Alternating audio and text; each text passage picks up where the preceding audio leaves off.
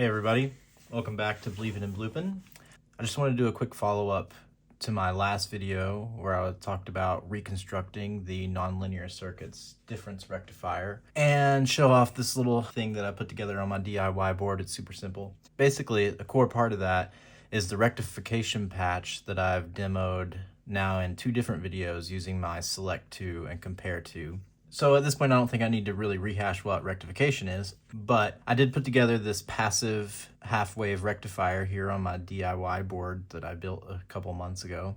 And it literally consists of 2 components, which is just 2 Schottky diodes. And their polarities are inverted. You can see the little black end on the diode indicates the polarity. And they're going in opposite directions and then out to 2 different outputs.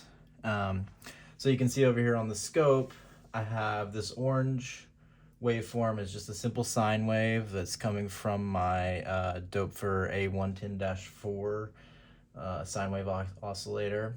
And then that is going in to my DIY board here through these 2 diodes and then out to these 2 outputs. The gold line here, the top one, is receives only the positive rectified waves, and the silver one receives only the negatives of the rectified waves.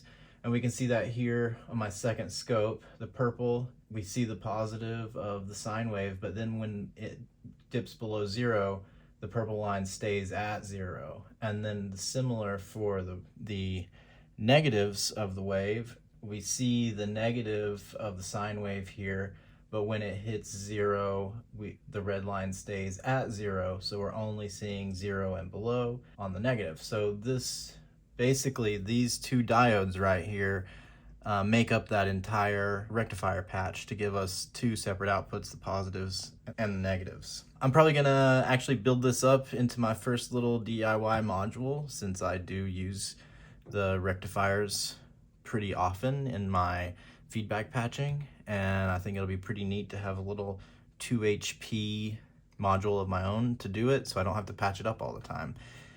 Can probably even fit 2 of them on one 2 HP panel, so 1 in and 2 outputs. So look forward to maybe a video showing that off at some time in the future. Thanks a lot. We'll see you in the next one.